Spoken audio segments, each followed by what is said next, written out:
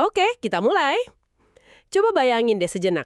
Anda lagi ada di tengah pameran dagang raksasa, namanya Natural Products Expo. Wah, suasananya riuh banget. Penuh sesak ya biasanya. Betul, lorong-lorongnya itu isinya para influencer, pemilik toko, semua lagi berburu tren kesehatan besar berikutnya. Nah, di mana-mana itu ada minuman kolagen, susu gandum, tapi ada satu yang paling dominan. Probiotik. Probiotik. Di mana-mana. Dan ini bukan cuma soal yogurt loh. Bukan. Kita ngomongin pil, krim wajah, bahkan ada semprotan probiotik buat kulit. Aneh banget, Yan. Selama ini kita diajarin buat menggosok, membersihkan, bunuh 99,9% kuman. Iya. Sekarang kita malah disuruh beli kuman-kuman itu lagi dalam botol. Jadi untuk pembahasan kita kali ini, misinya sederhana. Kita mau kupas tuntas dunia probiotik kulit ini. Apa sih yang sebenarnya terjadi? Betul sekali. Dan ini bukan sekedar tren sesaat. Ini pergeseran yang fundamental banget. Baik di sains maupun di bisnis. Coba pikirin, perusahaan raksasa yang puluhan tahun bangun bisnis dari jualan sabun antiseptik. Pembersih super kuat itu ya? Iya, sekarang mereka malah tanam jutaan dolar ke gagasan kalau kita justru perlu nambahin bakteri ke tubuh kita. Ini kan putaran 180 derajat. Benar-benar kebalikannya. Nah, makanya kita akan coba bedah janji-janjinya, lihat sains di baliknya, dan yang paling penting, apa artinya ini semua buat Anda dan rutinitas harian Anda. Oke, kita mulai dari janji-janjinya lah. Di pameran itu ada satu merek probiotik yang bilang, tanah pertanian kita sekarang ini udah kehabisan mikroba gara-gara pestisida. Jadi kita harus minum pil mereka. Klaimnya bahkan sampai, menyiratkan ini bisa bantu anak-anak dengan autisme. Wow, itu klaim yang sangat besar. Besar sekali. Tapi ada satu lagi yang bikin saya berhenti. Namanya Jarodopilus Woman. Ini pil probiotik diminum tapi klaimnya untuk kesehatan vagina. Tunggu dulu. Nah, Ini logikanya gimana? Saya coba mikir, pil ini kita telan, masuk ke lambung, usus, terus gimana ceritanya bakteri ini bisa sampai ke organ kewanitaan yang jalurnya beda banget? Apa dia punya Google Maps internal gitu? nah ini pertanyaan yang bagus banget dan ini inti masalahnya. Secara biologis itu nggak mungkin. Nggak mungkin ya. Enggak. Bakteri yang Anda telan itu kan adanya di saluran cerna. Satu-satunya cara bakteri dari usus bisa pindah ke saluran vagina itu kalau dia menembus dinding usus, masuk ke aliran darah, terus nyebar ke seluruh tubuh. Wah, itu kedengarannya nggak bagus, sangat nggak bagus. Kondisi itu punya nama medis, sepsis. Dan sepsis itu bukan main-main, ini infeksi sistemik yang serius, keadaan darurat medis. Wow, jadi skenario terbaiknya pil itu nggak berfungsi. Skenario terburuknya malah berbahaya banget. Tepat. Dan ini nunjukin tantangan terbesar di pasar probiotik secara umum. Pertama itu soal survival. Banyak bakteri di pil itu bahkan nggak bisa selamat dari asam lambung. Oh iya, asam lambung kan korosif sekali. Betul. Mereka udah mati sebelum sampai ke usus. Kedua, yaitu tadi, klaimnya seringkali jauh melampaui apa yang mungkin secara biologis. Sama kayak kombucha. Minuman ini kan memang ada mikroba hidup. Tapi karena fermentasinya jalan terus, kadar alkoholnya bisa naik. Nah, ini jadi masalah buat produsen dan regulator. Oke, jadi untuk probiotik yang diminum, jalannya berliku ya. Dari asam lambung sampai klaim yang berlebihan. Mungkin karena itu idenya geser. Kenapa nggak langsung aja diaplikasiin ke targetnya? Nah, Dari sini muncul ide semprotin bakteri langsung ke kulit. Saya dengar ada satu perusahaan pionirnya, namanya AO Biome. Ceritanya unik banget. betul. Kisah AO Biome ini menarik sekali. Perusahaan ini didirikan oleh seorang insinyur kimia yang melakukan eksperimen radikal. Dia berhenti mandi total selama lebih dari 15 tahun. Apa? 15 tahun? Serius? Pasti ada alasan kuatnya kan? Bukan karena malas saja? Tentu saja dia mau tahu apa yang terjadi sama ekosistem kulit kalau kita berhenti menghapusnya pakai sabun setiap hari. Dari situ, lahirlah ide produk pertama mereka, Mother Dirt. Mother Dirt, intinya, mengembalikan satu bakteri spesifik ke kulit kita. Namanya Nitrosomonas eutropha. Gampangnya gini, bakteri ini makan amonia. Amonia itu salah satu penyebab bau badan dari keringat.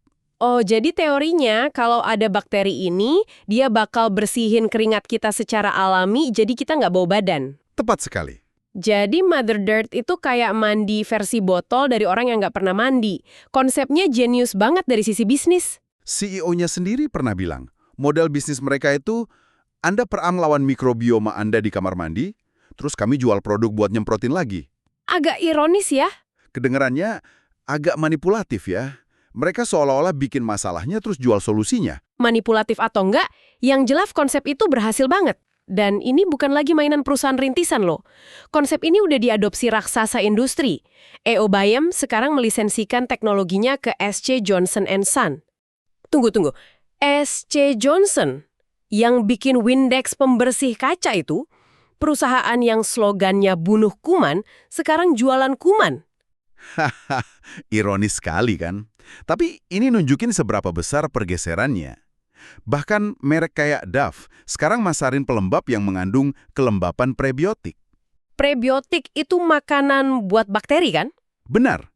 Jadi narasinya bukan lagi bunuh kuman, tapi pelihara dan kasih makan ekosistem mikroba di kulit Anda. Gagasan ini udah jadi arus utama. Oke, Windex dan Dove pun ikutan. Rasanya semua orang mau jualan bakteri baik. Ini bikin saya penasaran kalau kita singkirkan dulu marketingnya, apa kata para ilmuwan? Apa kulit kita beneran butuh dipelihara produk-produk ini? Mari kita ke laboratorium, saya tahu ada peneliti di NIH namanya Julie Segre. Betul. Dan karya Julie Segre ini fundamental. Dia salah satu yang pertama kali memetakan mikrobioma kulit manusia. Dia menyebutnya genom kedua kita. Genom kedua? Iya. Dan yang paling penting dari risetnya itu cara pandangnya. Dia nggak melihat mikrobioma kulit sebagai pertarungan bakteri baik lawan bakteri jahat. Padahal itu yang biasa kita dengar di iklan kan, bakteri baik lawan kuman jahat penyebab jerawat. Tepat. Tapi Segre melihatnya beda. Baginya, kulit itu ekosistem yang kompleks banget, kayak hutan hujan. Keseimbangan itu kuncinya. Risetnya nunjukin kalau kondisi kulit kayak eksim itu bukan karena invasi satu bakteri jahat, tapi karena ketidakseimbangan ekosistem. Seluruh komunitasnya jadi nggak selaras. Jadi bukan kayak perang pahlawan lawan penjahat, tapi lebih kayak ekosistem hutan yang rusak karena ada satu tanaman invasif tumbuh liar gitu ya. Analogi yang sempurna. Dan untuk mempelajari ini, labnya Segre itu pakai teknologi canggih kayak kulit yang ditumbuhkan di lab, bahkan dicetak pakai printer 3D. Wow! Dan riset ini pertaruhannya tinggi loh. Timnya sekarang juga lagi berjuang memahami jamur super mematikan namanya Candida auris. Jamur ini resistan obat dan menyebar cepat di rumah sakit, seringnya lewat kontak kulit. Ini jadi pengingat betapa krusialnya kita paham ekosistem di kulit kita. Oke, jadi kesimpulannya, mikrobioma kulit kita itu super kompleks, ekosistem yang rapuh. Kalau gitu, pertanyaannya, kalau serumit itu, apa kita beneran bisa memperbaikinya cuma pakai sebotol semprotan? Kayaknya naif banget ya. Disinilah saya dengar ada pendekatan yang lebih canggih. Dari peneliti lain, Julia O. Betul. Julia O dan timnya ini bawa riset ke level berikutnya. Mereka nggak cuma ambil bakteri dari alam terus dimasukin botol. Terus gimana? Mereka merekayasa bakteri itu. Pakai teknologi revolusioner kayak CRISPR, si gunting molekular itu. Oh, yang buat edit DNA? Iya. Tujuannya buat menciptakan probiotik yang dirancang khusus, kayak misil presisi, buat ngobatin penyakit kulit tertentu. Wow, ini udah kayak fiksi ilmiah. Jadi, kita nyemprotin pasukan khusus bakteri yang udah diprogram, tapi apa segampang itu? Apa pasukan khusus ini bisa langsung ambil alih? Nah, disitulah tantangan terbesarnya. Ternyata susah banget bikin bakteri baru itu nempel di kulit. Di salah satu studi mereka pada tikus, timnya Julia O mengaplikasikan bakteri rekayasa ini setiap hari, selama 20 minggu. 20 minggu? Itu hampir 5 bulan. Harusnya hasilnya signifikan dong. Harusnya, tapi hasilnya mengejutkan. Setelah 20 minggu, bakteri rekayasa itu cuma bisa membentuk sekitar 2% dari total mikrobioma di kulit tikus. Cuma 2%? Cuma 2%? Ternyata ekosistem mikroba yang udah ada di kulit kita itu luar biasa tangguh. Mereka resisten sama pendatang baru. Mereka udah punya rumah di situ dan bakal berjuang keras mempertahankan wilayahnya.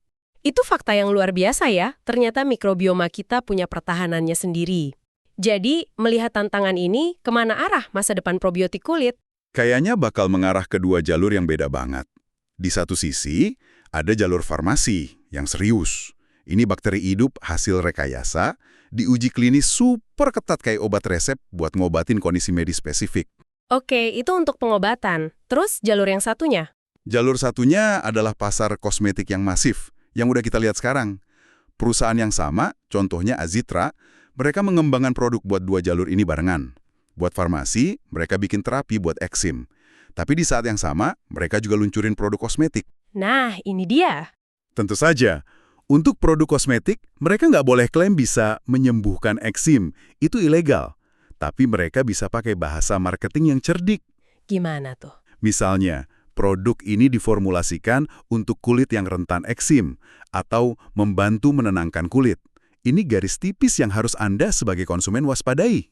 Jadi untuk kulit rentan eksim itu semacam kode ya? Kode untuk kami nggak boleh bilang ini obat, tapi kedip-kedip. Bisa dibilang begitu. Itu cara mereka menavigasi regulasi sambil tetap menargetkan konsumen yang punya masalah kulit.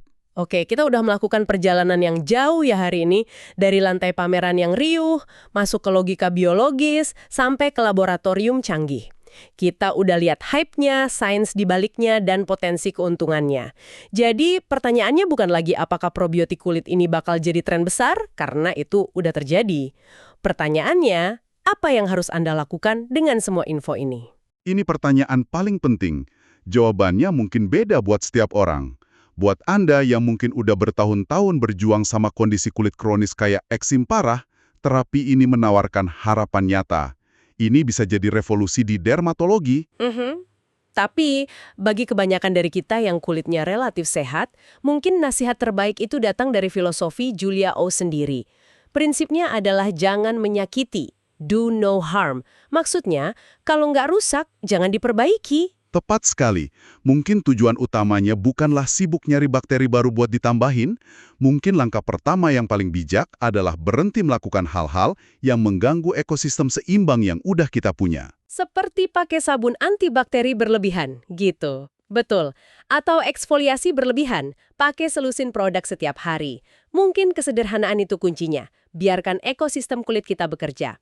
Jadi sebagai penutup, saat nanti Anda jalan di toko dan lihat produk baru yang klaimnya ramah mikrobioma, coba berhenti sejenak dan pikirkan ini. Apakah produk itu benar-benar mengembalikan sesuatu yang hilang? Atau jangan-jangan produk itu cuma menjual kembali ke Anda dalam kemasan yang lebih rumit dan mahal, sesuatu yang sebenarnya udah dimiliki tubuh Anda dari awal, kemampuan luar biasa untuk menemukan keseimbangannya sendiri.